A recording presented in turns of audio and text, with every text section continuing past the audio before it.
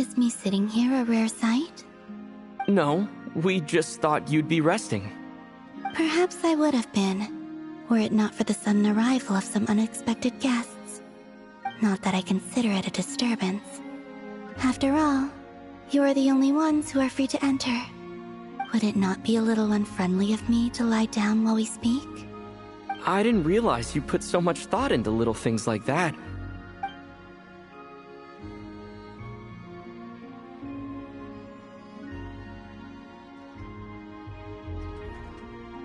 Only sometimes. There have been moments lately where I think about you and your companions. They are warm, mysterious, and cozy memories. Very few of my past memories are anything like that. They say that travelers return home bearing bags full of souvenirs. But my luggage was empty, and I believed it would stay that way. Return home? So, you're still planning on returning to the moon? Yes.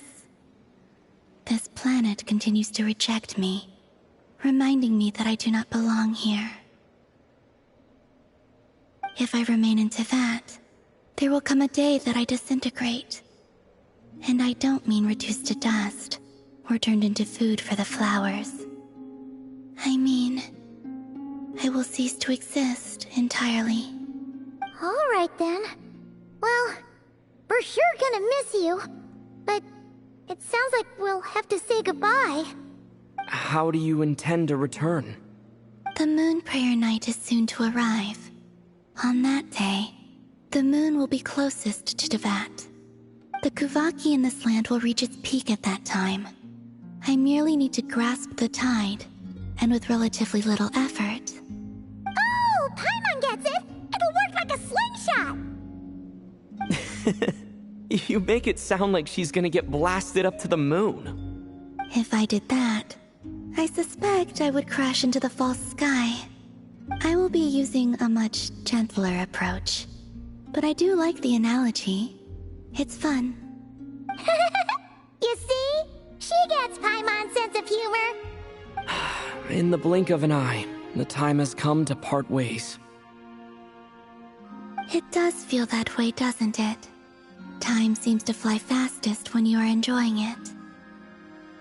I have always thought of myself as a wanderer on this earth, and it has never expressed any desire to keep me here.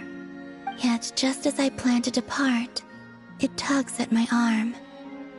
Is this a gesture of affection? Or is the world mocking me? Oh. Were you hoping I can answer that? Yes. You are a traveler, so you must have a lot of experience in this area. Then, what I would say is, enjoy the moment. That's right! Don't overthink it! Happiness is happiness and joy is joy! The point is to enjoy it, not analyze it! I see.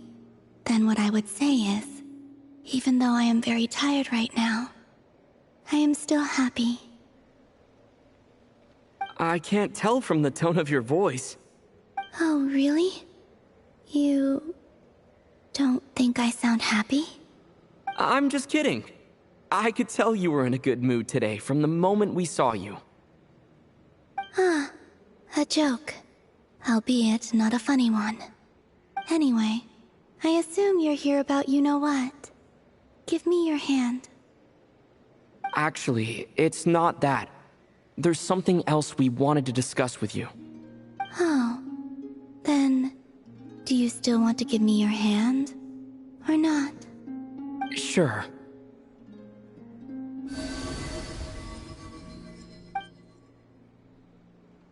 Thank you. So, I've heard that in the moon prayer nights of the past, people here would hold celebrations in the moon goddess's honor.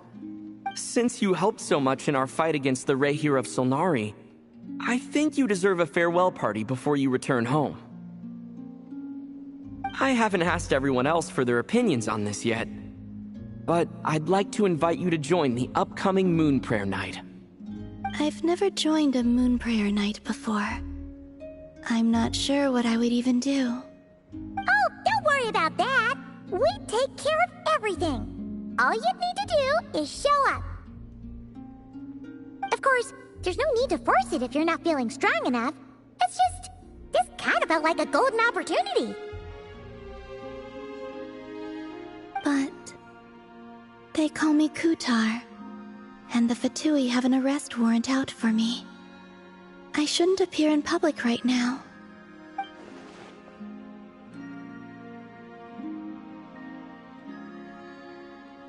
I'll make it work. You have my word. Yeah, we got your back. Well, he does. Paimon's actually not too sure what he's planning. All right, if you're sure. I will not refuse your invitation. I suppose it wouldn't hurt to pack a few more sights from this world into my suitcase before finally learning what my homeland looks like. Oh, if you see Lauma, please tell her that my answer to the question she asked me is neither yes nor no. Rather, it is, there is no need. That was kind of cryptic, but sure. Guess it's between the two of you. We'll pass along the message. Bye for now.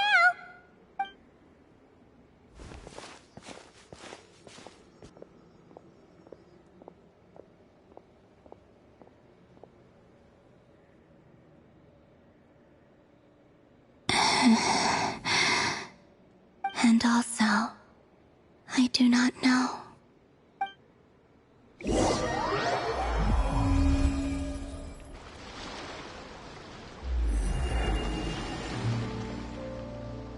Since she's agreed to join the festival, let's go see who else wants to take part.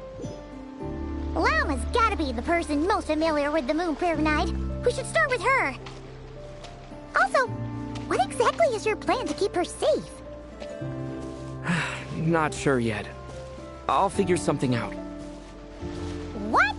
Are you serious? And Paimon even gave you her vote of confidence back there. When did you become so sneaky?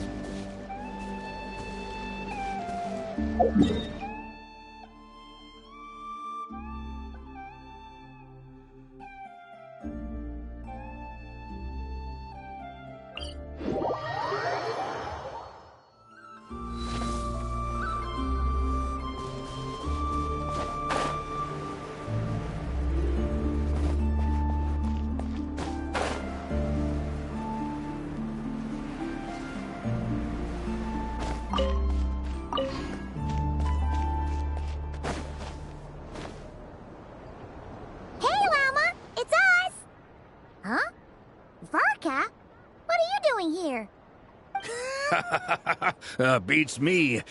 I had a bit too much to drink last night, and when I woke up, I was on Hisi Island. Mr. Varka is helping to oversee Nasha Town's preparations for Moon Prayer Night. He is here to go over some details regarding the decorations and custom cloth designs. Right, yeah, that too. What do you mean, that too? Yes. Celebrating this festival is a long-held tradition here in Krai. On this day, the crescent moon at the top branches of the verdant crest turns into a full moon, and the moon prayer blossoms bloom with a special radiance. Our people take these to be blessed omens. It's an especially welcome event coming off the back of all that nasty business with Rare. Everyone got put through the ringer recently, and now they're looking to turn their fortunes around. The big shots in town all agree that a big, lively celebration is just what we need to rebuild people's faith in this place. No wonder Catherine said that people weren't so bothered about the religious element. That's right. It's become more of a local custom by this point. The celebrations have little to do with whether the religious stories behind this event are true or not. Even the Frost Moon Scions are eagerly awaiting the coming of Moon Prayer Night, despite now knowing that their past beliefs were founded on a falsehood. That's fair.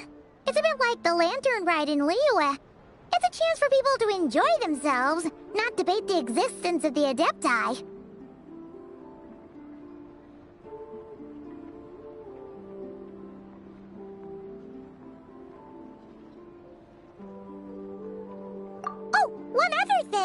We just went to see Columbina. We went ahead and invited her to take part in the festival this time. Hope it's okay. Wait, so... you mean she agreed to it? Huh. That's quite a surprise. Then I suppose that she intends to return to the moon on that day. Oh, yeah! It's kind of a complicated process, but basically, it's like a slingshot. I understand. In truth, I had a feeling that she might make such a decision. Well, if Kutar has decided to participate in the festival, we should prepare accordingly. Yeah, exactly. She was saying how it could be risky for her to show her face in public. We were wondering if there was any way we could hide her. Unfortunately, the people who carved the statues did an excellent job of capturing her likeness. It will be very challenging to hide a goddess whose face everyone is so familiar with. Darn! We may have bitten off more than we can chew here. Nah, don't sweat the small stuff. We can handle that. Huh? Are you saying you have a plan? Not as such, no, but the most important thing with a festival is to keep the mood light and your spirits up. You can't go preparing for a festival with those long faces. You'll never convince anyone to enjoy themselves. The Mondstatter spirit is strong with this one. As it happens, I agree with Mr. Varka. Let's start by making our appreciation for Kutar the beating heart of the festive atmosphere. And who knows? Once we get the ball rolling, perhaps everything will just fall into place. Hey! Did you catch that? Llama said the thing! Or close enough, at least. I'm looking forward to the Moon Prayer Night already. We have a festival in Mondstadt called Windbloom, and you can always tell which couples are celebrating it for their first time by the smiles on their faces. Big, beaming smiles like their whole face is glowing. And I have a feeling we'll get to see that same smile on the Moon Goddess's face at this festival. Not quite the same, surely.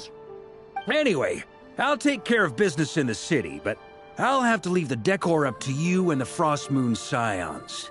No one else can capture that traditional aesthetic quite like you guys. But lastly, there's the final key element that brings the festival to life. Companionship.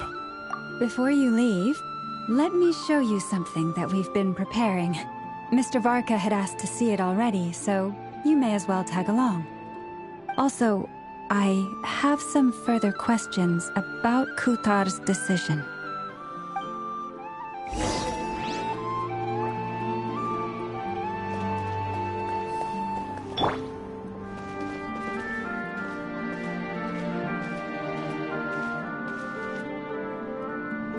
Huh! What's this? They sure look like they're having fun. I believe so. Kuhenki seem very skilled at playing drums like these, although I'm not sure where they learned it from. Maybe it's an innate talent? In their eyes, they're probably just playing with toys.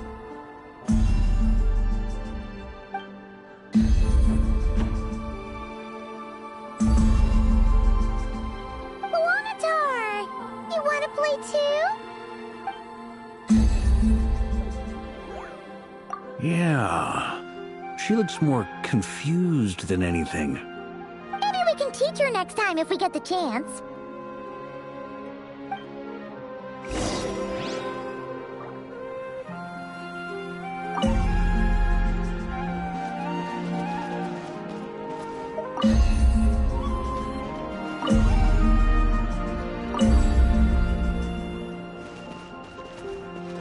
What are these floaty things?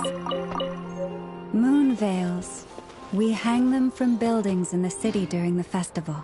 When you look at the sky through them, it creates a lovely misty effect.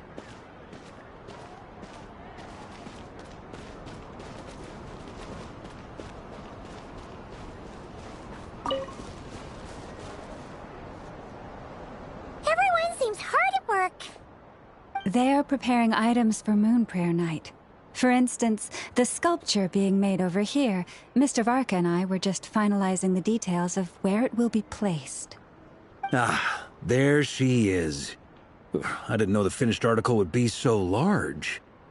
Not to worry, though. All the necessary arrangements have been made.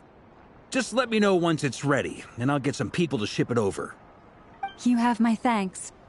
And over here, we are preparing a very traditional confection.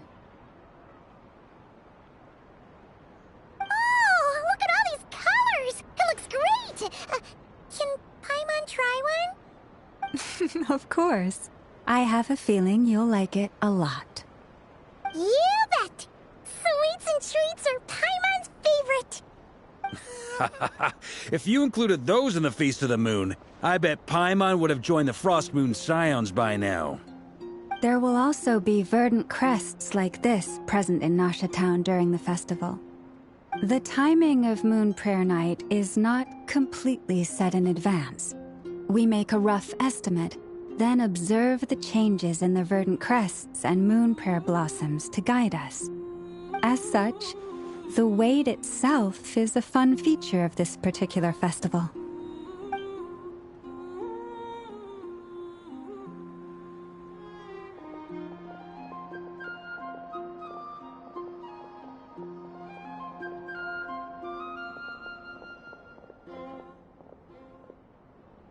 Let's talk here. To tell the truth, I am very surprised to hear that Kutar is willing to participate in the festival. I once asked her if she'd be willing to stay with the Frost Moon Scions. I could introduce her to everyone, and we could be a family to one another. She did not answer, but she has not appeared here since. I took this to mean her answer was no, but if that were the case, she would not have accepted this invitation.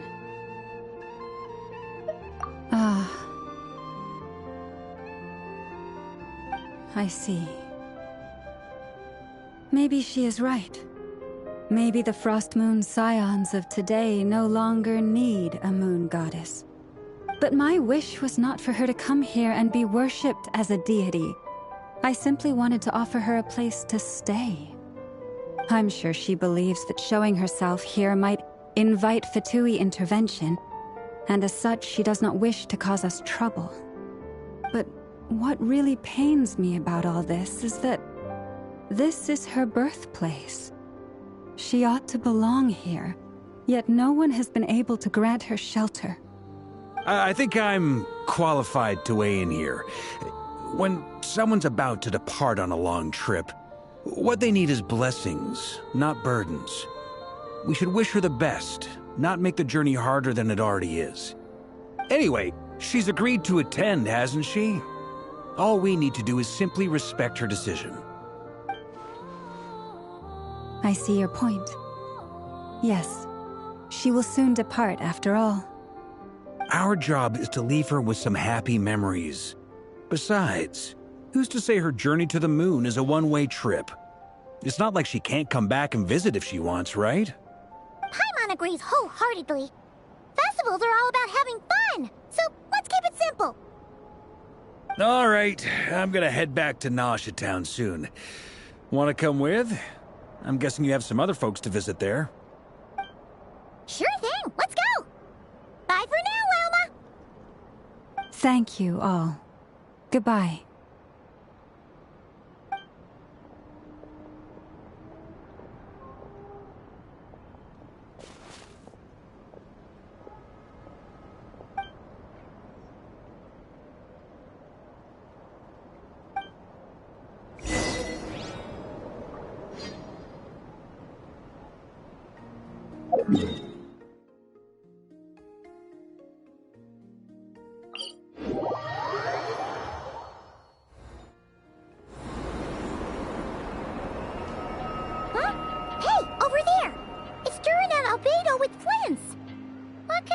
Chatting about?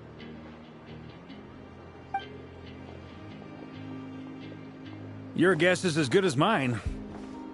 Ah, Grand Master, and the Traveler and Paimon. Hello there. It's been a while. Perfect. we have some new volunteers for our investigation. Wait, let me guess. The righteous Lightkeepers are finally ready to hunt down the Abyssal Dragon? Haha, yes, that too. Yeah, right. Oh, wait. Why does everyone keep saying that too? Well, to be precise, the facts match, but not the causality. Wait, so I guessed right? Half right. Don't act so impressed with yourself. Maybe I can explain. We ran into Mr. Flint's north of Nasha Town. At that time, we just noticed a few abyssal creatures out in the wild, but the strange thing was, I didn't detect any traces of abyssal energy on them at all. On closer inspection, we realized that they were not real monsters, but something akin to reflections in the water, or perhaps a mirage. Huh? What do you mean? Like, you could see them but not touch them? Exactly. It was very peculiar. They roared and tried to attack us, but we could not make any physical contact with them. I think I've heard of things like that happening in Krai before, but I don't know much about it. Yes, it's a known phenomenon. Mirage-like illusions tend to appear in Krai in the run-up to Moonprayer Night. From a distance, they appear quite real. I myself thought that Misters Durin and Albedo were locked in battle with abyssal monsters when I first arrived. But after sharing intel and investigating a little further, we can confirm that these illusions are harmless. There is no great cause for concern. All the Mirage stories I've heard are either animals, rocks, or small houses. Abyssal monsters, though? That's a first. It's a first for me, too. So I'm planning to look into it further just to be on the safe side. I intend to inspect a few more locations. What about you two? Any plans? Alice contacted me a few days ago. She'd like me and Durin to assist her with an experiment. But we lost contact shortly after receiving the message. I'm sure that comes as no surprise to anyone familiar with her. We don't know when the wind will blow, yet when the wind blows, we will know. That, in a nutshell, describes how Alice operates. Yeah, that tracks. Okay. Well, I suggest we investigate this Mirage business in the meantime. It's piqued my curiosity, and I'm pretty sure I know someone who will already be 10 steps ahead of us. Well said. Right? Whatever's happening in Krai, she always seems to be the first one to know. Let's go see what she knows. We can invite her and her staff to the festival while we're at it.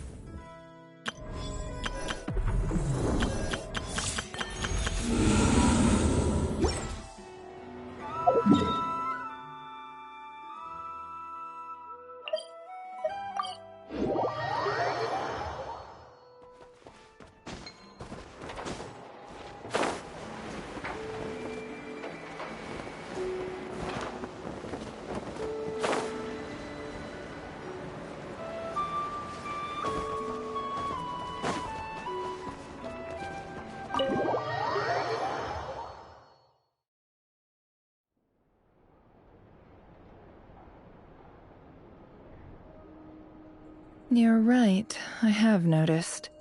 There's certainly something a little fishy about this situation. Only a little, though. Records indicate that this phenomenon can occur in the days before and following Moonprayer Night.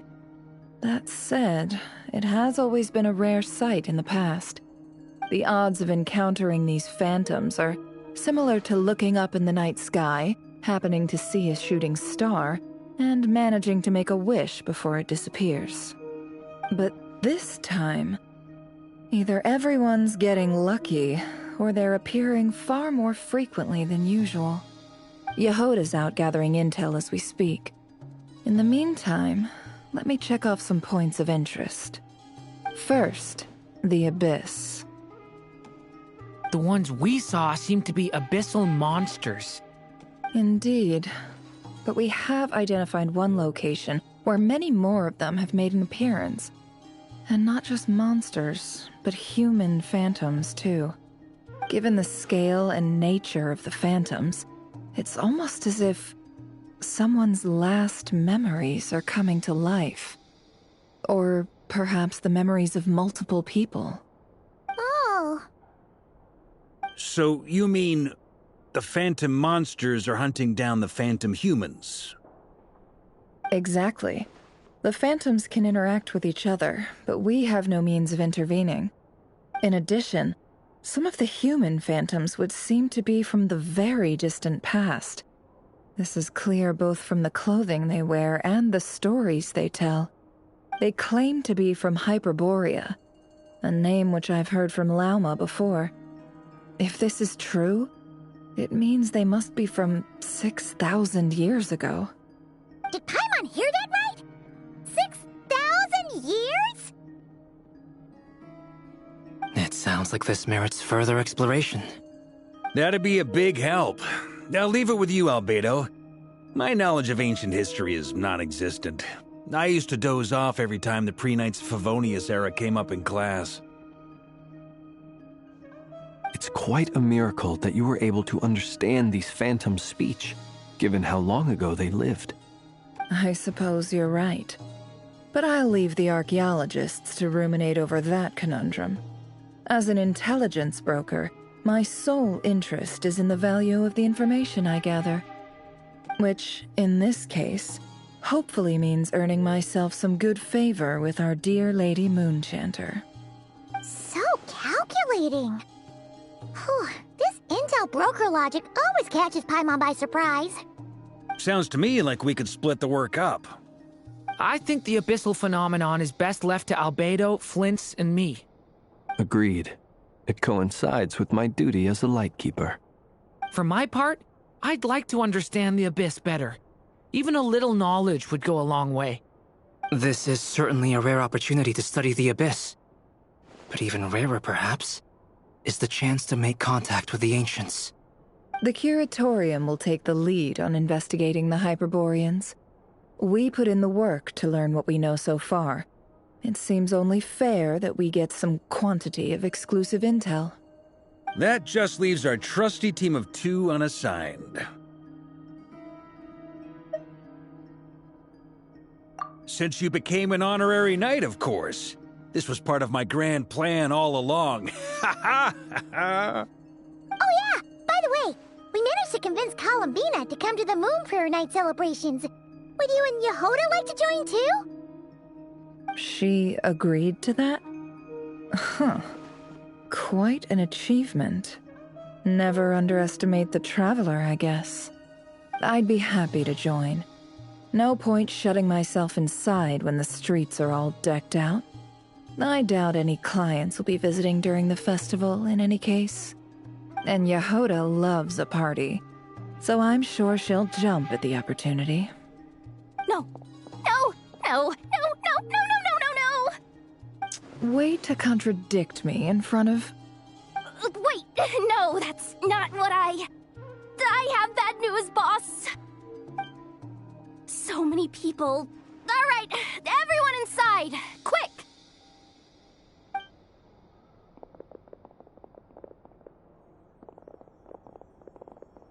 This is gonna sound crazy, but hear me out.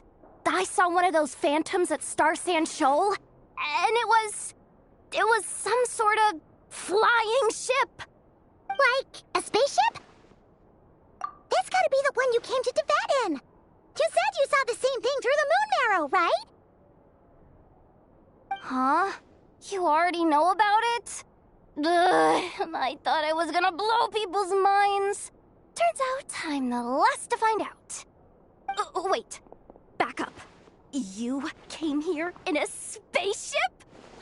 Now my mind is blown! What's it like on the inside? Was it like flying through space? I want to know everything! Yep, exactly. Huge discovery. You're the best. Second best intel broker in the world. After your boss, of course. Wow. Really? Well, I don't know if I'm all that, but... I guess that decides where we're heading next. Come on, don't look at me like that. I know the spaceship doesn't have anything to do with me, but you don't want to leave me as the only one twiddling my thumbs, do you? Please? Fair enough. You can tag along. In that case, let's meet back here to discuss our findings once we're done. I wish everyone a productive investigation. You too.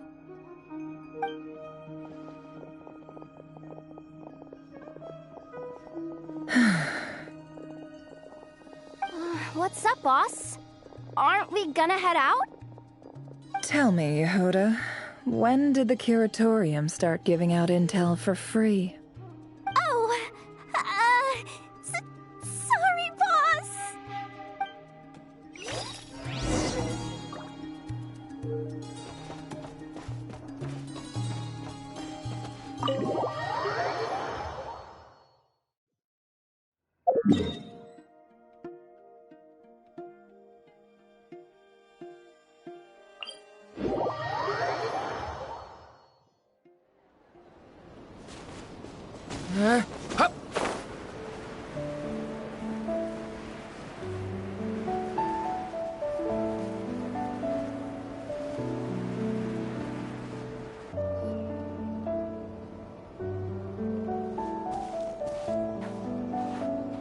Well, what do you know? Yehoda was right on the money. This Phantom really is your spaceship. But that's so weird. Why would it show up here? Is it some kind of projection? Or a ghost? Like, maybe it no longer exists, but somehow it left an afterimage? Ah, you're already here. Miss Lauma, what a surprise. I thought you were busy with festival preparations. I was, until one of our people informed me that a strange sight had appeared at Starsand Shoal. No one's ever seen something quite like this before. I thought I should see it for myself. Same here. Oh, so we heard that these things appear around the festival period. Any idea why that is? Unfortunately not. We have very limited information about them, since they can't be interacted with. And no human phantoms have ever made an appearance before now. The most we've been able to deduce is that these sightings appear to be connected to the increase in Kuvaki energy around this time. Yeah, seems like that's all we can do. This is all so confusing. Allow me to lend you a hand.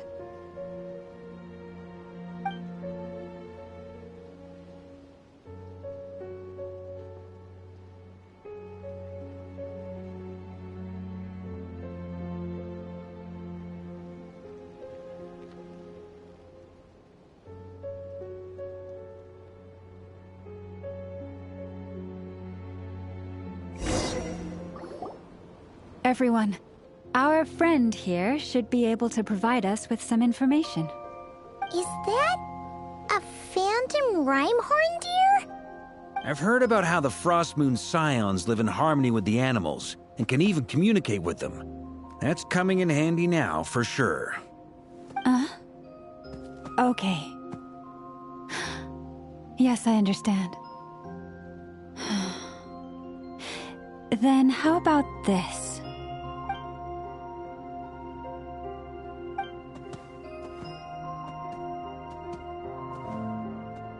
Oh, it's leaving.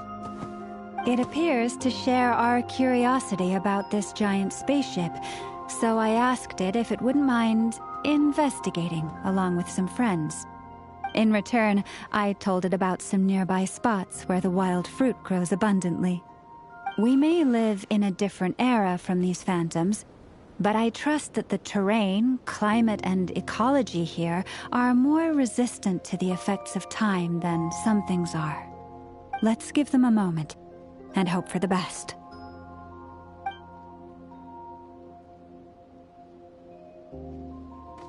All back together? Must have been a lot of fruit. Indeed. Now let me ask them some questions.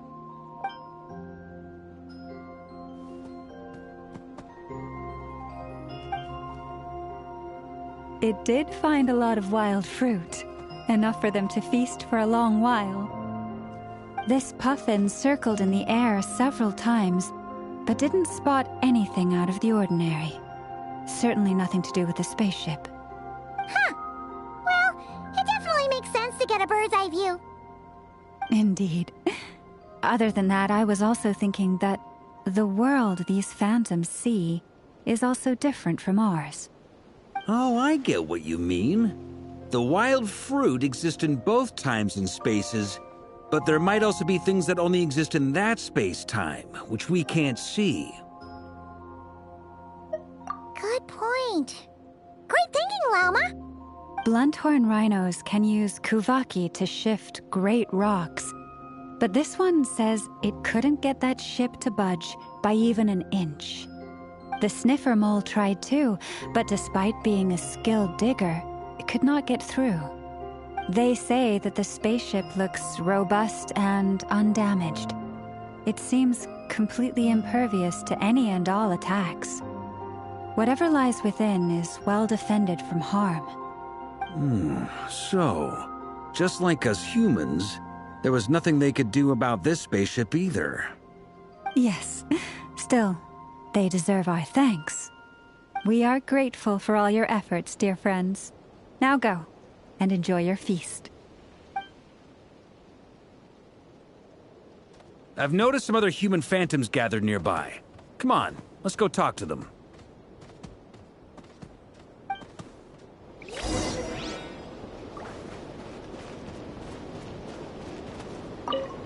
Those illusions and those people. It's all a little creepy, don't you think? Nah, all part of the festive atmosphere.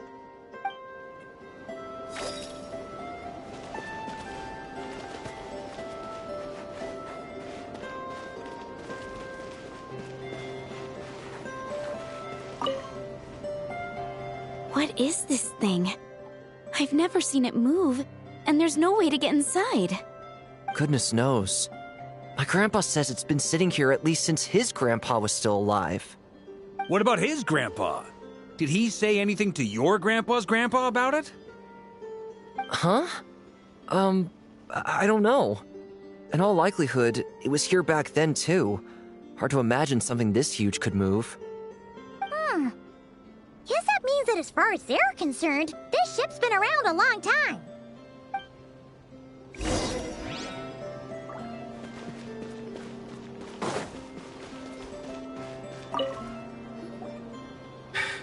Come on, brothers. If we can get even a small chunk off of this thing, it's gotta be worth a fortune. Today is the day we strike it rich. Huh? You mean Paimon? Yes, brother, I shall join you. Let's make our fortune. We should go with them. What the? This thing is crazy tough. I can't even scratch it. What's it made of? Sorry, brother. Looks like we'll have to seek our fortunes elsewhere. Enjoying yourself? I was just seeing if I could influence this phantom's perception by playing. But nope, no dice.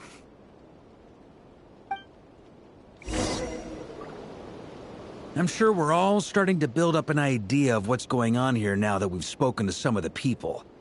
These phantoms are reenacting real historical events in Nodkrai. It's almost like we're in some kind of interactive stage play. We can talk to the actors, but the plot is fixed, and we can't influence it.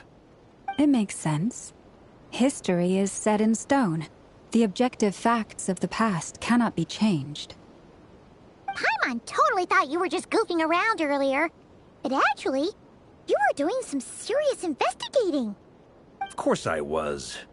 Anyway, at this point, I think we're forced to conclude that although the Phantom spaceship is right there in front of us, we aren't going to learn much about it from these people.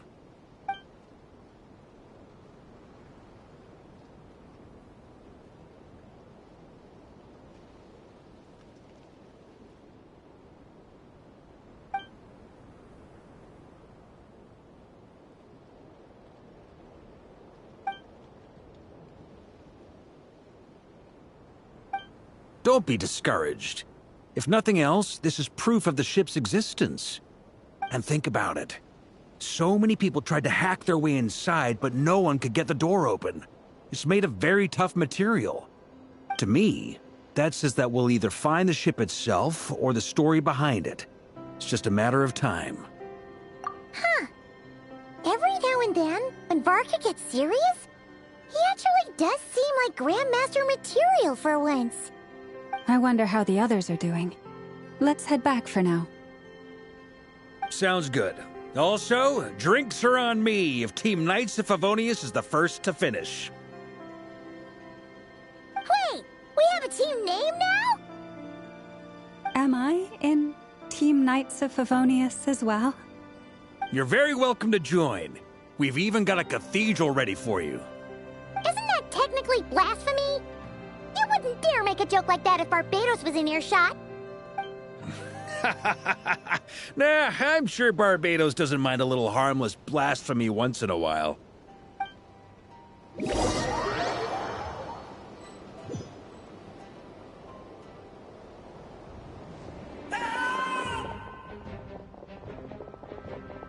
Oh, no! Get away! Oh.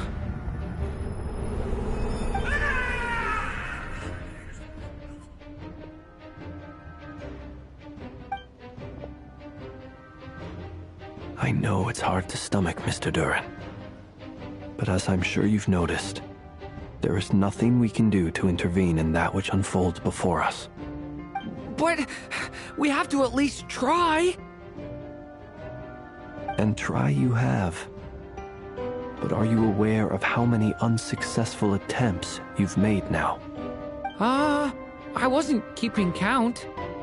I'm afraid this is the 39th failure so far. Or the 5th if we're only counting this particular victim. There are no indications that these phantoms may be altered in any way. You seem to have calmed down a little. I'll make us a fire. You should rest and have some water. Feeling any better now, Mr. Duran? May I ask a few questions? Be my guest. What exactly are we witnessing here? What happened to those people? My guess would be that we are seeing Nodcry during the Conrian Cataclysm. Would that be accurate? Conria. That is correct. As you know, once the Abyss senses even the tiniest crack, it floods in and spreads like wildfire. There was a time in the distant past when it permeated all of Nodcry, causing immeasurable harm. The people paid a terrible price to heal this land. Then, 500 years ago, the whole of Teyvat suffered an abyssal disaster. Once more, Nodcry was dealt a devastating blow. I see. In the face of the abyssal onslaught, all were like grains of sand tossed around by a tidal wave. Be they human, fae, or god. The moment you witnessed is but one drop in a whole ocean of catastrophe. All right. I guess that answers my second question, too. I wanted to know why there's nothing I could do to help them, and that's because what we are seeing is history. That would be my guess as well. As I understand it, history and fate are not all that dissimilar. The latter may be unseen to us, but both are immutable. Yes. Fate was determined long, long ago. I still have a couple of other questions for you, Mr. Flint's. You mentioned more than one abyssal disaster that has struck this land in the past. How can you be sure that what we're seeing is from the Conrian incident? And also, how are you able to stay so calm when you're talking about these events? From everything I know about you, you're not cold or ruthless, and you're not indifferent to the suffering of others. Alas, I am forced to show my age. I must be 600 or 700 years old by human measure. Wait, so you... One is not easily moved by history when one has witnessed the truth firsthand. I'm sorry. You needn't apologize. Your passion is a good thing to have. Treasure it, because someday you may find it in terribly short supply. Now, at the risk of offending you, I have a question in return. Your curiosity toward the abyss, is it born from hatred or because you sense its call? I only ask because I kept a fragment of Rerear's body in my lantern for a short time. Specifically, his heart. So I know what a burden it can be to carry the abyss with you. And I hear its power growling from somewhere within you. In my eyes, your mere existence is a miracle. My honest answer is... I don't know. I don't think I have the confidence to say for certain. What I will say is the abyss is not the only issue that haunts me. Even before I became who I am today, the question dogged me constantly. Should I even exist at all? My doubts remain unresolved.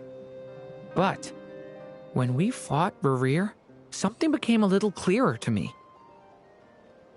Sometimes it is the darkness within us that allows us to achieve the impossible. I certainly got the sense from your 39 attempts that you were trying to achieve the impossible. It sounds like you've resolved to see the truth for yourself. Absolutely. In that sense, he and I are quite similar. Then I wish you every success. I look forward to the day of your transcension. Well, if everyone's caught their breath, I suppose we should head back. Oh, and one last thing. I'd appreciate if you kept our discussion about history a secret.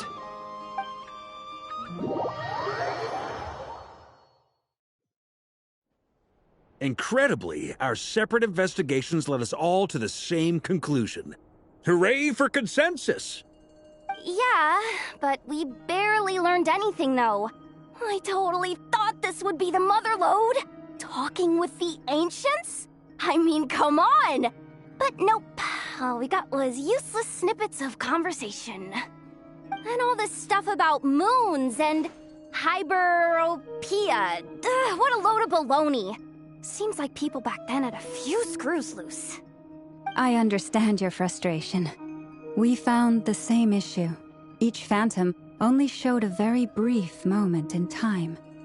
There isn't much value to be found in these miscellaneous fragments of a civilization's history, no matter how glorious it may have been. If there's a silver lining, it's that these phantoms are harmless to the present reality. They shouldn't get in the way of the festivities. Paimon agrees. And not just because it's the first thing she understood in this whole conversation. You look disappointed, Nefer. Is something the matter? What do you think? We all worked our tails off, but the only one to gain anything from it was you, Lady Moonjanter. Well, please do share the Hyperborean records with me. I will gladly inscribe them in our people's documents. Oh, duh! Yeah! That was it! Hyperborea! Hyperborea. I'm serious. Only an expert in the Frostmoon Scions and their history can turn these records into valuable research material. The alternative is to let them gather dust on the Curatorium's storage shelves until the pages turn yellow. Nefer, you're wise enough to know that cooperating and sharing the profits is the best course of action here. Well, that goes without saying. Sure, let's do that. Huh? But didn't you say we aren't supposed to give out intel for free? Sorry. Shutting up! Shutting up! Now is not a good time to push Nefer's buttons. Anyway, back to Moon Prayer Night. I'm thinking that we should prepare something a little special, aside from the usual decorations and so on. You mean a parting gift? Can't go wrong with food. Although, does food go bad on the moon? Perhaps a lantern would be a better choice. It might be dark up there. It could prove difficult to light a lantern on the moon. Magical stones might serve that purpose better. What about a clockwork mecha model from Fontaine? I've got a whole bunch at home. I use them for fighting practice in my free time. None of these sound like things she would be even remotely interested in. But we don't interact with her enough to know what she likes. Yeah. It would really save us the guesswork if someone could find out what she's into. Wait, what the? Traveler? They're all looking at you. Great! Haha, problem solved. Now, I need to stop by Dory's. Gonna need her help sourcing a bunch of stuff for the festival. Then let's leave it there for now. We all have our own business to attend to. Traveler, if you find out what Kutar likes, let us know right away.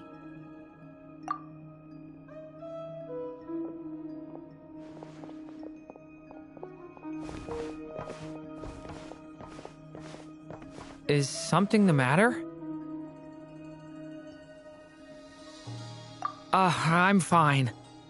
It's just... I'm still feeling a little rattled after witnessing the horrors of the Abyss. But it's okay. This is something I have to work through. I'll be all right. Thanks for your concern. Well, don't put too much pressure on yourself. If you ever feel like something's wrong, physically or mentally, we're here to talk.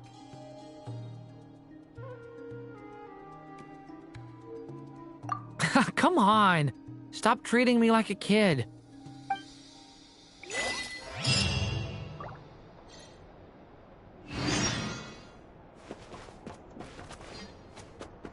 Which is why we need a lantern guaranteed to work on the moon. Yes, I have a few ideas, but the lantern itself is the easy part. The real issue is how little we know about the lunar environment. Wait, you two are serious about this? Let's just say I'm intrigued by these shining magical stones that Mr. Albedo has mentioned.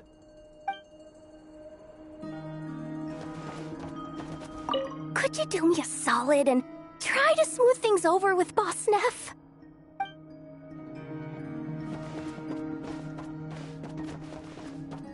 Miss Lauma, would you accompany me into town? I think it'd be best if you saw the Frost Moon Scion's decorations for yourself. Very well. Let's go.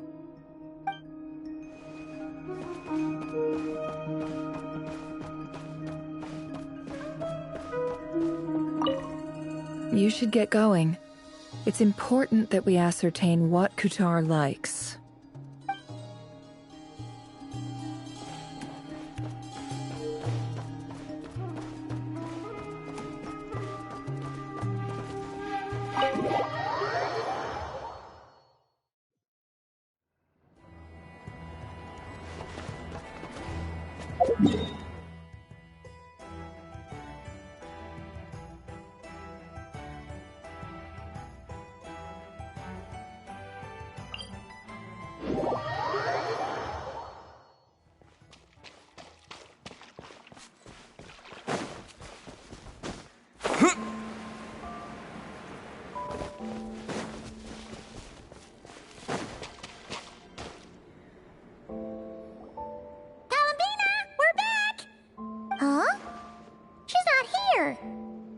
Weren't there a few Kuhenki here last time, too?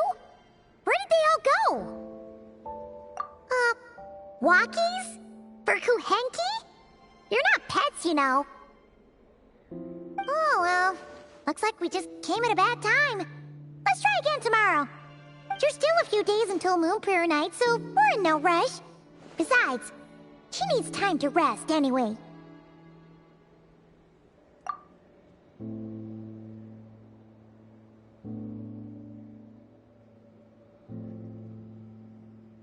Kalamina! Are you back yet? Oh, how strange. Looks like she still isn't here. Right? It's not like her to spend so much time outside. Especially since she's worried about attracting unwanted attention. What about Luonatar? Luonatar, you there? Hey! Do you know where Kalambina went? Sorry, didn't understand. But if you know where she is, could you take us to her? Yeah, that's even stranger. What about him? Oh, that's not good news.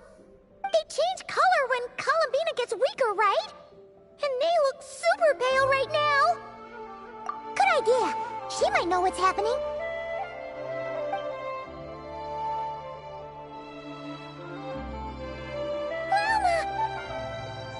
Ah, it's you. How is Kutar? Is she okay? No, she hasn't. I came here to check on her after I noticed the flowers had changed color. Based on past precedent, she must be very weak right now. Even getting up to walk would be a struggle. It seems unlikely that she wandered off outside. Not to mention that she doesn't do that at the best of times either. So yeah, this is super weird. No.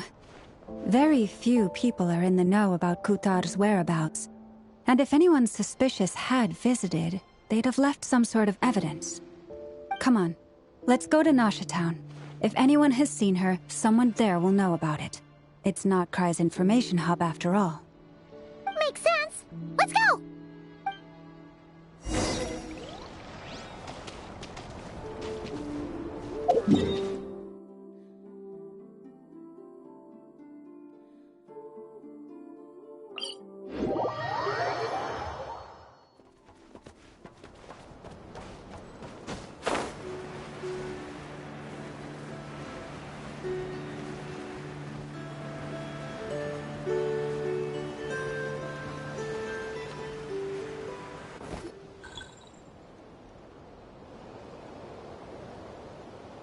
Moment. Is it just Paimon, or is this stall kind of suspicious? It's never been here before, right? No, I don't recognize it. Alas, your free and easy adventure time is over. Now, prepare to face the final boss of Nod Krai. Whoa! Where'd that voice come from? Not sure. But it's definitely hostile. No, not that way. The final boss is right here. The sniffer mole? That's the final boss? Surely not. Also... Okay, the jig is up. I'll stop teasing you. Turn around. I'm right behind you. It seems I've managed to leave quite an indelible impression, even though you've never seen my face. Oh, nothing could make a great mage more pleased with herself.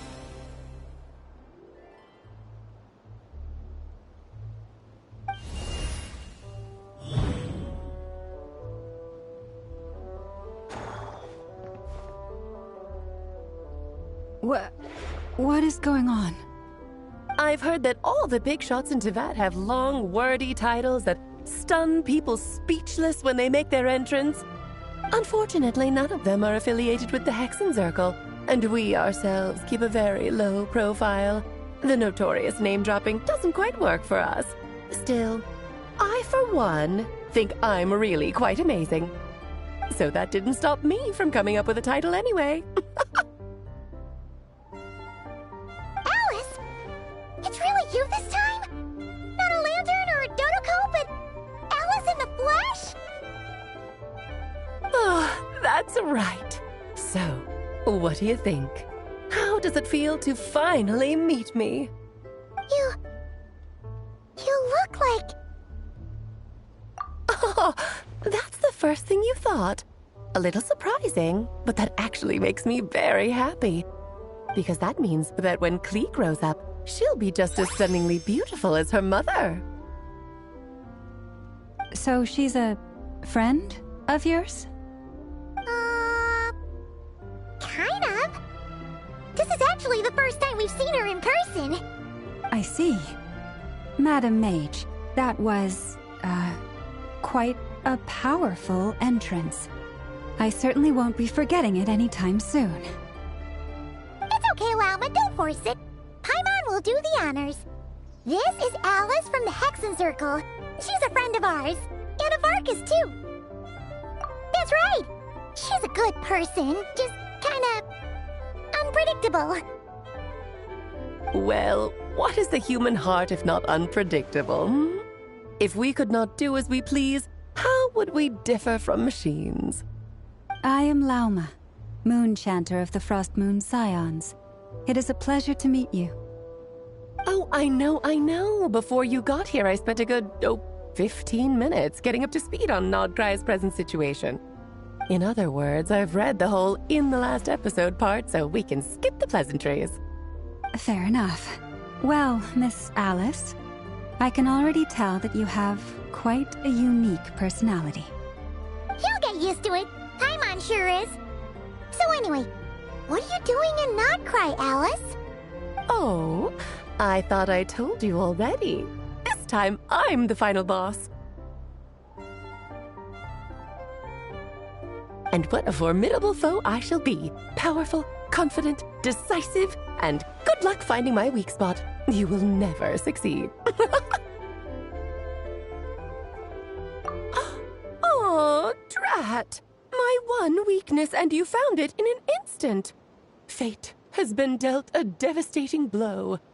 Thus falls the great Dodo King. Why are you playing along with this nonsense? For funsies, of course. What's wrong, Paimon? Are you disappointed in me? Am I a gigantic letdown? No, it's just... you seem like a busy lady. And this is the one time you've shown up in person. Paimon figured it would be for something more high stakes than just goofing around. You're quite right. I'm here in Nodkrai because something big happened. Something big enough it caught the attention of the Hexen Circle. It concerns the 3 moons, Tevat's borders, and of course, the moon goddess you are currently searching for. Kind of. Why don't we discuss this over a pot of tea? My main reason for coming on this trip to Tevat was, of course, to have some fun. But I do technically have a job to do as well. Namely, maintaining the stability of Tevat's borders. I'll skip over the complicated parts, but to sum it up, abyssal energies are all that lie beyond Tevat's border. We'd find ourselves in a real pickle if they ever made it through. And the phantoms you've been seeing are a sign that the border has been disturbed. No wonder they tend to show up around Moon Prayer Night. Is it because the real moon is now so close to us that its power can cross the border?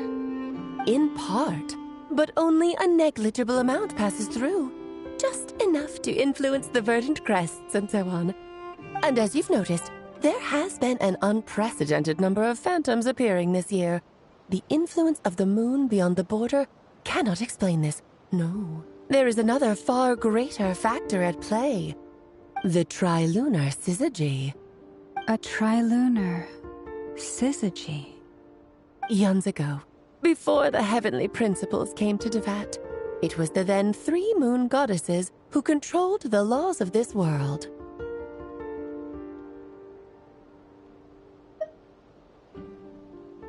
Oh, that's exactly it!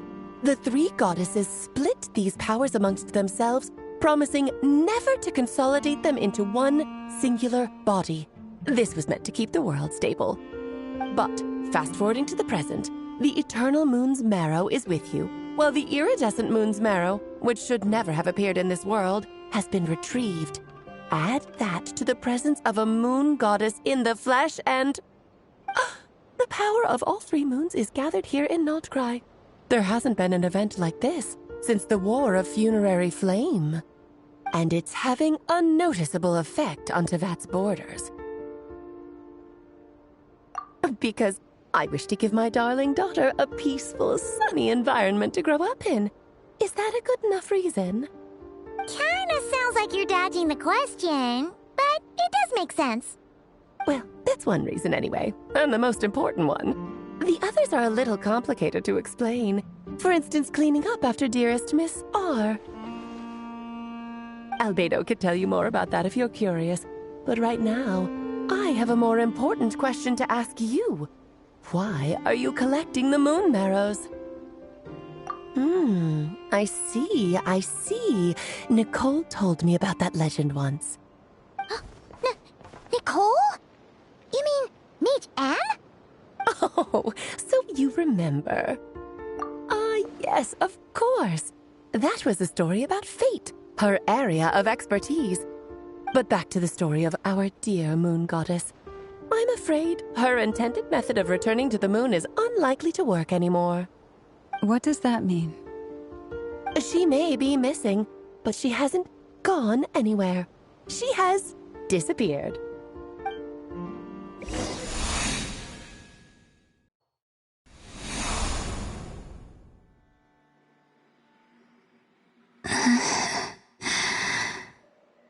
My body is so heavy. Wait, no. It's my mind that's heavy. My arms and legs are as light as a feather. What's happening to me? I feel drowsy, like I've been asleep for too long. Is it daytime or nighttime? Is the moon out? I think I'll go for a walk.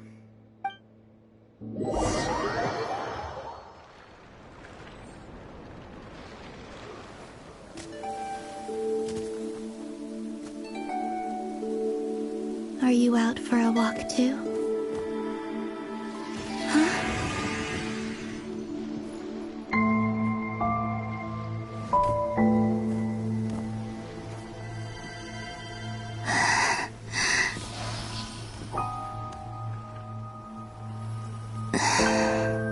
The day has come at last.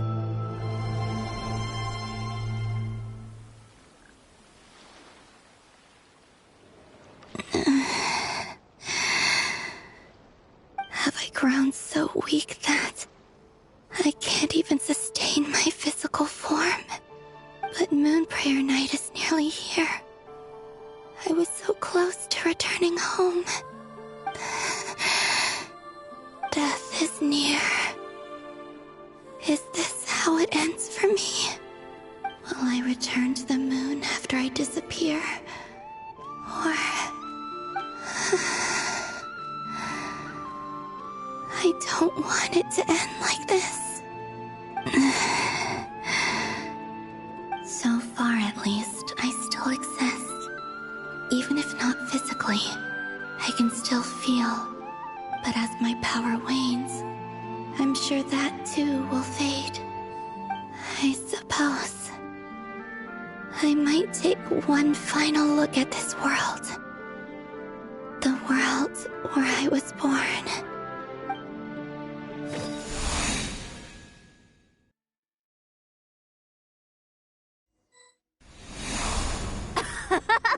Come on! Come on! Wait for me! The Frost Moon Enclave. How much it has changed since I was born. These decorations, they're so heavy. It's times like this when you kind of wish men could be priestesses and acolytes. How fascinating. I've never had the chance to be privy to people's private lives in this way. In the past, people would get so solemn and serious the moment I showed my face. Like they were frozen stiff. Karina, Lametti, it's time to eat. Coming!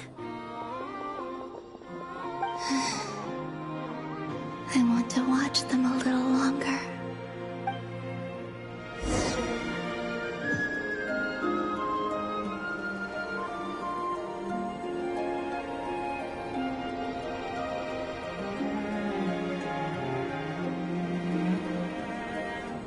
So just fill these balloons with air, right? Yep. Try a couple now to test things out. The rest can wait till Moon Prayer Night. Think fast. Rita! Teasing an acolyte of the Frost Moon Scions? Surely that's a punishable offense. Take this!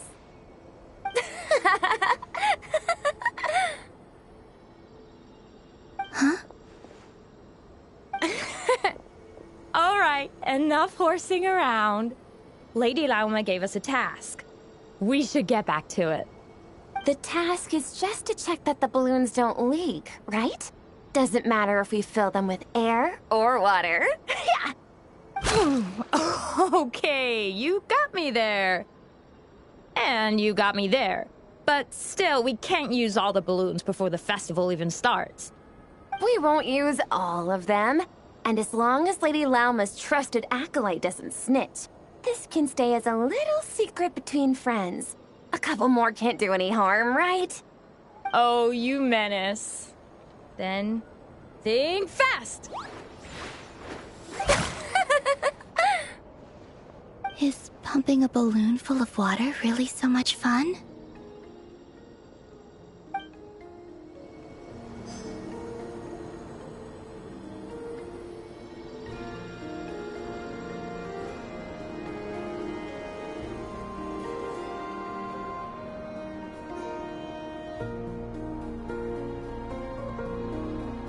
I'm sure you're both tired from playing all day. Come on, eat up. A plain, humble meal. That has always been the way of the Frost Moon Scions. Huh? How come Lamatti got a midsummer berry dessert? Oh, I always get Lockaberry. I don't mind sharing. You can have a bite of mine if I get to have a bite of yours. They're sharing food? I've never shared food with anyone before. Even at the Harbinger tea parties, everyone just ate off their own plate. And when I couldn't finish my food offerings from the Frost Moon Scions, they'd leave the leftovers out under the moonlight for the animals to claim. Hey! That was 2 bites! Oh, then you can have another bite of mine. Oh, you too. Oh, don't fret now. Here, have some of Granny's too. So this is what it means to be family.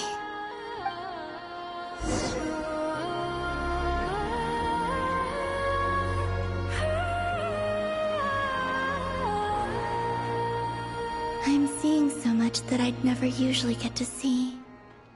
They'd never act like this when I was around. It's nice, being able to just watch people in peace in these final moments. What a rare opportunity. I think I'll go take a look around Nasha Town, too.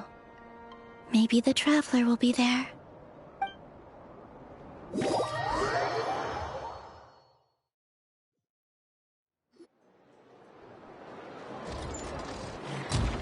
After the War of Funerary Flame, the Moon Goddesses were no longer recognized by Teyvat.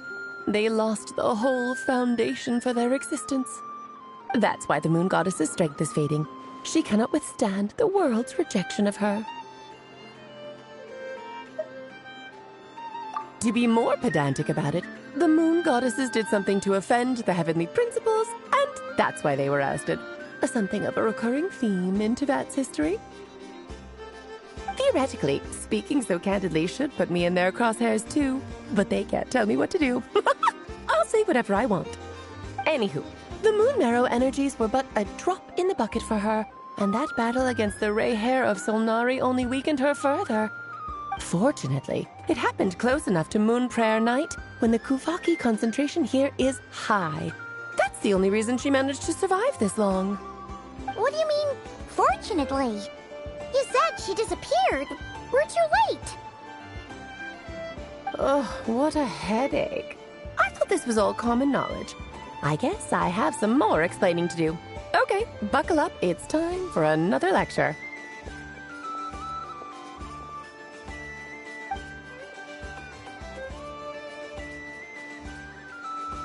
Now, I said earlier that the moon goddesses lost the foundation for their existence. The reason for that has to do with the natural order. Basically, the rationale for their existence in Teyvat was lost. The same logic applies to the present moon goddess, too. Consider her existence so far. Her comrades in the Fatui called her Damselette. And she was worshipped as Kutar by the Frost Moon Scions. But these connections have now been severed, whether by her hand or yours. So, the rationale that once sustained her existence is now gone. Wait, we did that to her? Oh, well, strictly speaking, yes.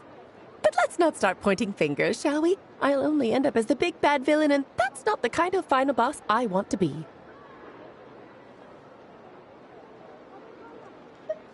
Of course I do. I'm only the greatest mage in the whole entire world. Now, if you wish to find your moon goddess, there are two problems we need to solve. Firstly, we'll need to strengthen the connection between her and Teyvat, at least enough to sustain her until Moon Prayer Night. Strengthen her connection? But does that mean I'll have to rally all the Frost Moon faithful behind this? I'm afraid a bygone faith and a former home won't be of any help to her now. Do you know her name? Her name? Oh, yes. Names are very important things. A name is a fundamental concept that anchors one's entire existence. Then your first job is to find it. As a moon goddess, I'm sure she must have a name she identifies with. Neither Columbina nor Kutar is her true name, and she's never really accepted either of them. So, finding out her real name is enough to sustain her existence? Yes, I know it sounds like a small step, but every journey begins that way. So for now, that's all we need to focus on. The second problem is with her plan to use the moon marrows to return to the moon. Unfortunately, piercing through the false sky will take an enormous amount of power. Given her current condition, she won't be able to provide anywhere near enough power, even if she recovers her physical form. But no need to fret. Nicole's the expert in this field, and I'm sure she'll figure something out. Wait, Mage N is going to help us out too? That means we've got 2 Hexencircle mages on the case. This is turning into a pretty big deal. Actually, this is more of a side quest for me. Like you said, I'm a busy lady, so I can't stay for too long. I'll have to return to Teyvat's border soon.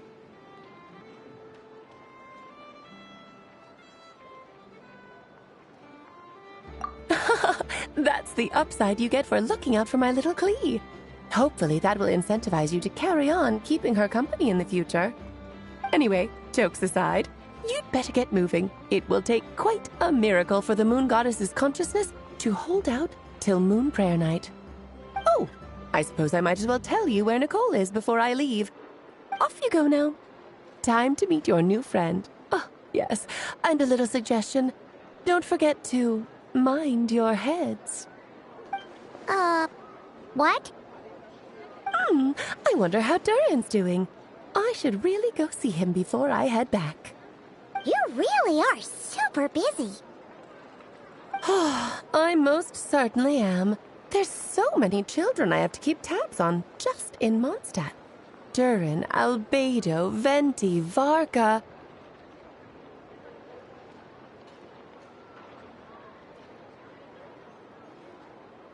Klee didn't make the list, huh? Of course not. Klee is my pride and joy. I have no qualms about her, because she's the best child in the whole wide world. Yep. Klee's a little angel. I'm glad you agree. Well, all the best. see you when I see you.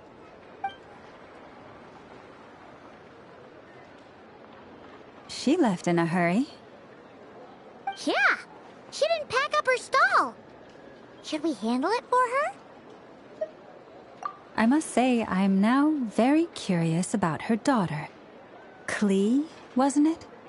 What's she like? That's a long story. Come on, we'll fill you in as we go.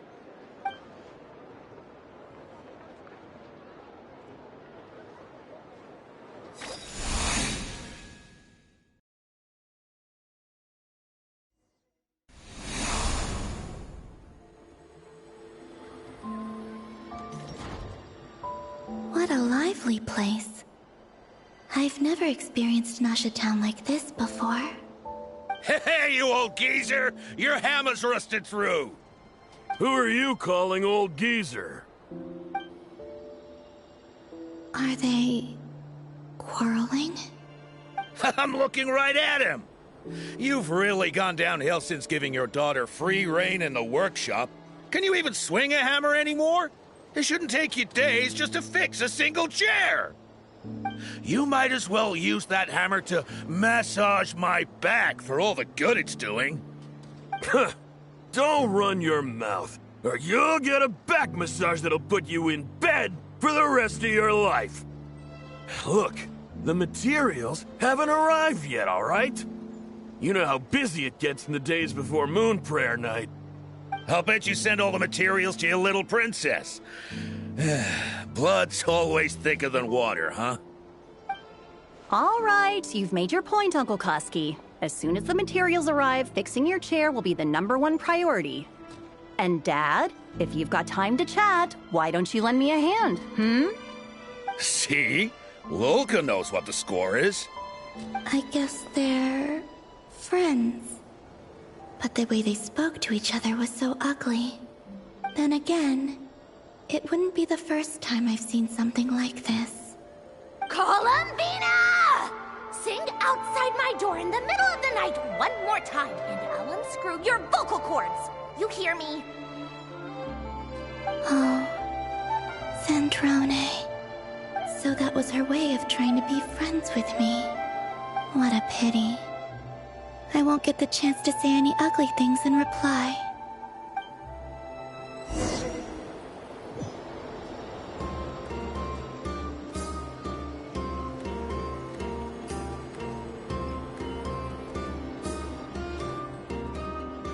Hey, have you decided what to give her for Moon Prayer Night?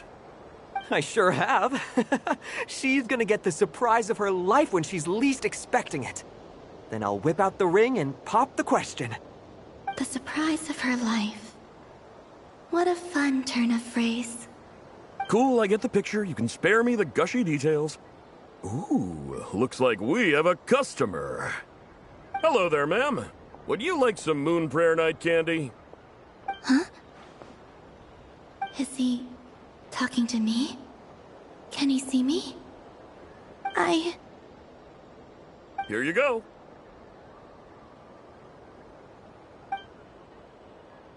Oh.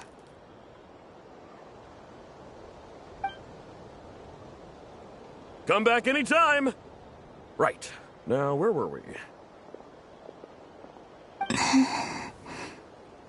I don't know why, but I still held out hope.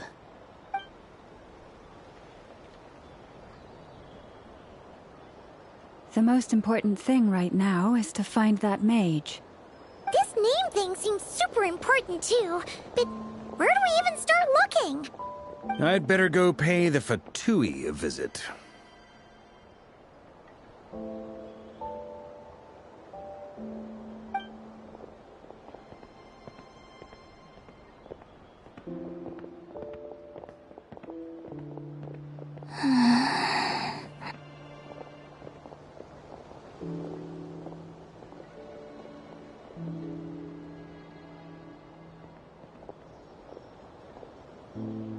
Columbina?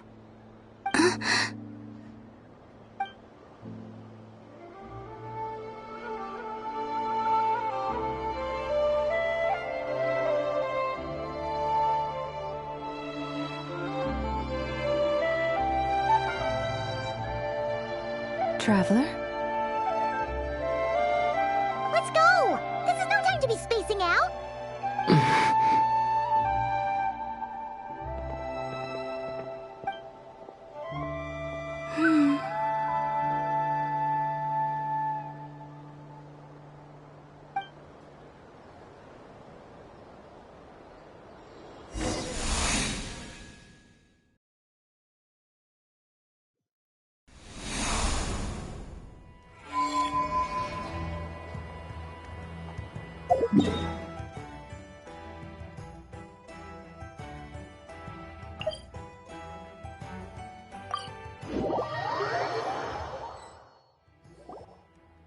Where are they going? They mentioned a mage and... a name? So, Mr. Varka, are you acquainted with this Nicole? Or should I call her Mage N? Not really. We've never met, though she has come up in conversation. From what I've gathered, Alice kinda took Nicole under her wing. Taught her how to speak in a more ladylike fashion, that kind of thing. Huh. Hard to imagine Alice as an etiquette coach. Yeah, Alice is a larger-than-life personality, I'll give you that. But then again, that's why she's able to draw such an eclectic mix of people into her inner circle.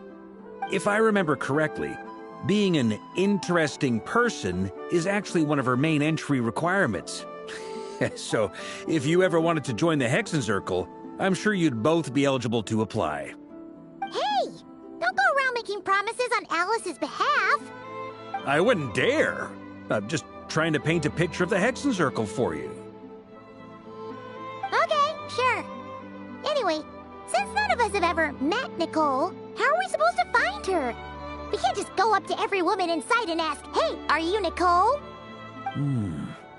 Maybe something she's wearing will give it away? Like, a windbloom pinned to her chest or something. Wait a minute.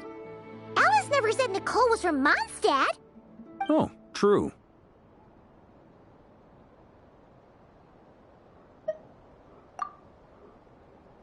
That would be... this young lady, then?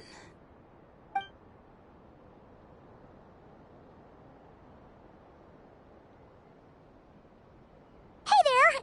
Sorry to disturb you, but... are you Miss Nicole?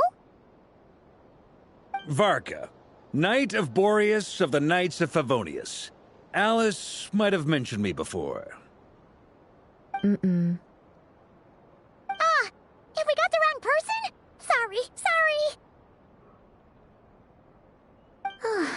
Well, this is awkward. When I shook my head, I meant, no, Alice hasn't mentioned you before. Huh? Where is this voice coming from? My apologies. For certain reasons, I am unable to speak. This is the only way I can communicate with you. It might take some getting used to, but I hope you can understand. Hey, it's fine. I'm more shocked by the fact that Alice never speaks about me. I mean,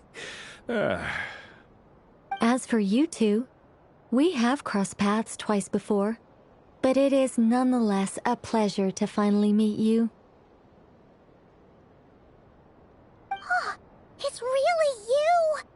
Thanks for all your guidance in the past! You're quite welcome. This time, things are different. We have reached the unwritten pages of the story. You might say that we stand at the crossroads of fate.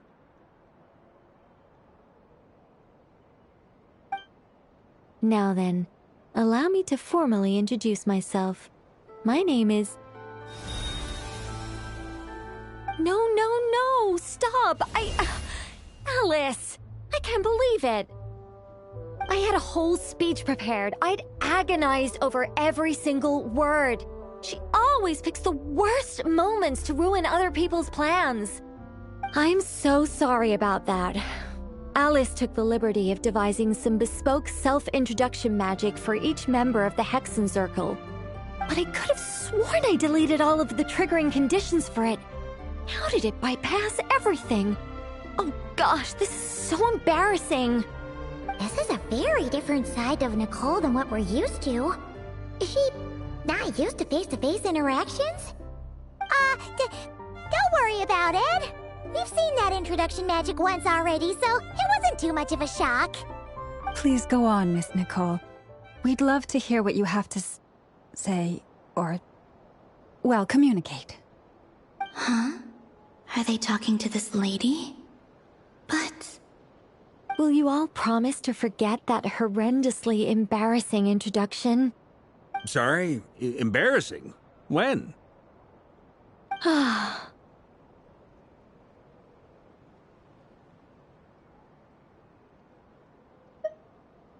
Yes, my name is Nicole, and I am one of a very few angels who have retained both their preferred form and their power. The Traveler and Paimon should be no strangers to this concept. There is another of our kind in Natlan. They call her the Lord of the Night. Alright! Paimon remembers her! Yes. Well, I have retained more of my power than she. It's because I don't have a long-term duty to fulfill. To be more specific... no. We'll be here all day if I get into the specifics. Moving on. If I'm not mistaken, you are here because you wish to learn how one might reach the moon beyond the sky. That's right. Is that something you can give us any guidance on? Yes, I do know a way. It began with the Hyperboreans, who lived after the War of Funerary Flame. Blank looks. Maybe I should start with the background of the war. Or maybe not. It shouldn't be an issue. I'll fill in the gaps for you when we have more time. Anyway, after that war ended, the three moons retreated to beyond the false sky. The Hyperboreans were humans I once aided. They accepted the civilization and creations bestowed upon them by the angels.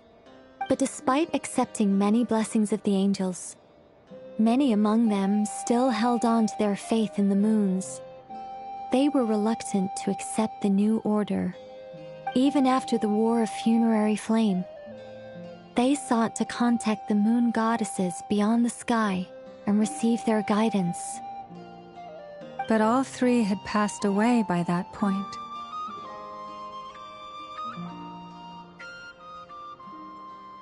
This mage has a unique method of communicating. Is she talking about the moons? Yes, but they did not know. And so, still they prayed for the moon goddess's mercy. After building titanic structures that consumed vast amounts of Kuvaki, at last they glimpsed the moons and heard their voices. But of course, they were gravely disappointed. For it was then that they realized the three moon goddesses were dead. Oh, that's such a sad story. It is. Humanity was in a very sorry state at that time. The angels who had once aided them were gone, and the War of Funerary Flames had left them homeless and destitute. Just a second, I gotta ask. How relevant is all this history to the task at hand? Well, I mean, it's... Okay, it seems we've drifted into irrelevant narrative waters. It's been a while since I've had the chance to speak inside someone's head. As soon as I got started, I lost control, and the words just flowed out like a waterfall. What I'm trying to say is... Right, yes, that's it. The relevant part is the ritual created by the Hyperboreans. The fact that they bypassed the false sky and saw the true moons implies that they successfully built a connection between Teyvat and the outside world. Which means, with enough Kuvaki and a sufficiently stable connection, it should be feasible to send one person over the border. Okay, so they built some kind of portal? Oh, yes. A portal. Yes. Is something wrong? You sound disappointed. I just didn't expect you to summarize it so well. It turns out I could have said all that in one word, if only I'd managed to think of it. No, please, it's fine. This is invaluable knowledge. I'll be sure to record and preserve everything in writing. Oh, really? Well, in that case, I suppose I could backtrack and add some more detail. I did gloss over a few things so far. Whoa, whoa, whoa, time out. Let's summarize what we've got first. The Hyperboreans were the last ones to use this method, right? So we somehow need to find whatever structure they built and make sure there's enough Kuvaki to power it up. Luckily, we have the moon marrow of both the eternal and iridescent moons, so we're all good for Kuvaki. Which means the key issue we need to focus on is finding the place. Am I right so far? Yes. Although I expect the structure is long gone by now. That said, what if we could take advantage of the phantoms to travel back to a time when it still existed? Well, travel back isn't quite accurate. It's more like we'd be creating a handshake between 2 points in space-time. We wouldn't even have to pick a time when it still existed. It could just be a time when it still appeared in phantom form via projection, or we could project our own phantoms, fold them together at... You look lost. Was that too hard to follow? Yeah, things got a little, technical there. Paimon's brain is reaching capacity. All right. Let me think about how to put this more simply. Okay, got it. Over the next few days, I'll search for phantoms that we can use. Once I find one that meets the criteria, I'll let you know and we'll regroup. By completing certain rituals, specific individuals will be able to enter the phantom and make it to the Hyperborean structure.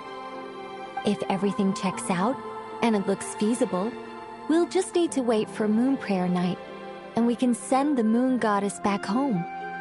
I'm really skimping on the detail here. Is this making any sense at all? I think so.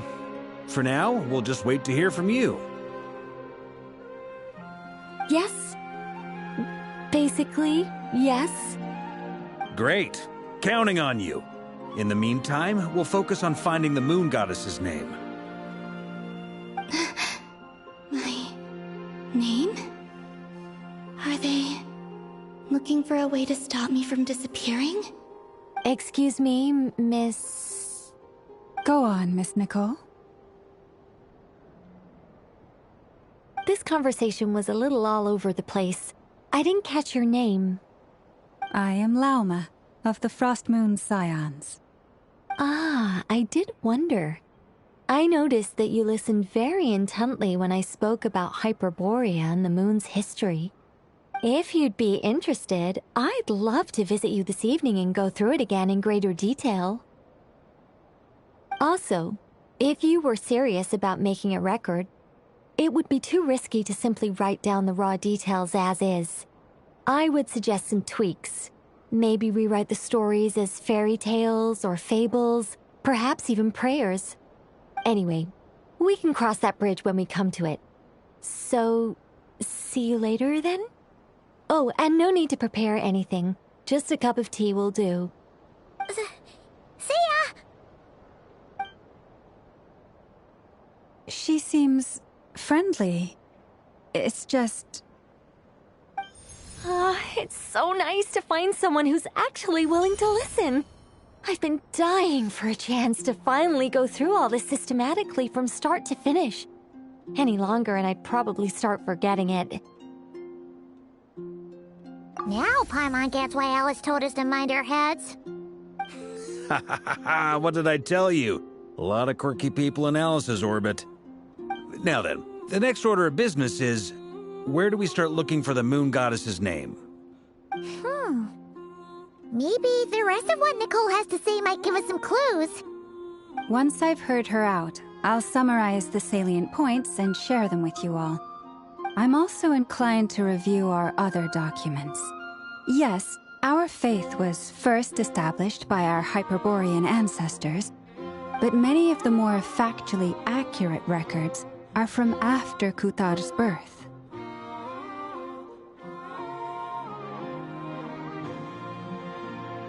Sounds like we're gonna follow Columbina's journey through Teyvat, huh?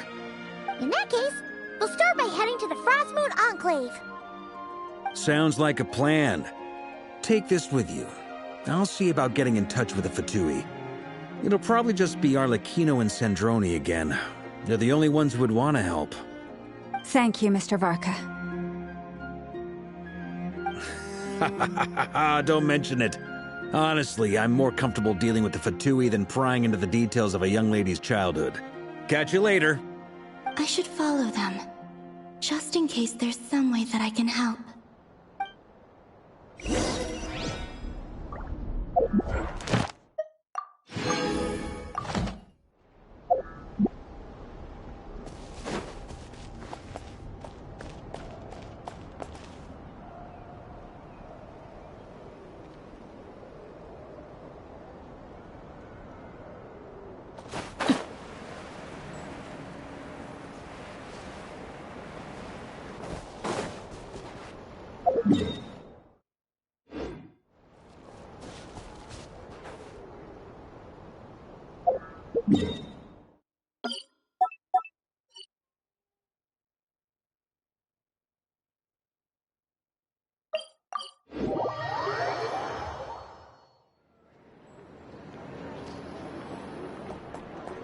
Ad Astra.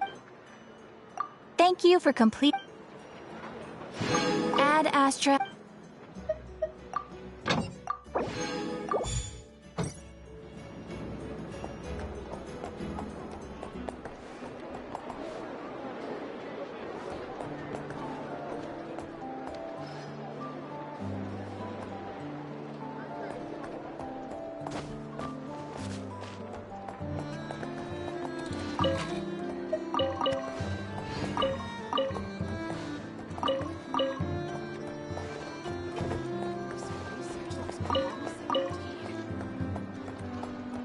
The kids come over again today. I think I'll give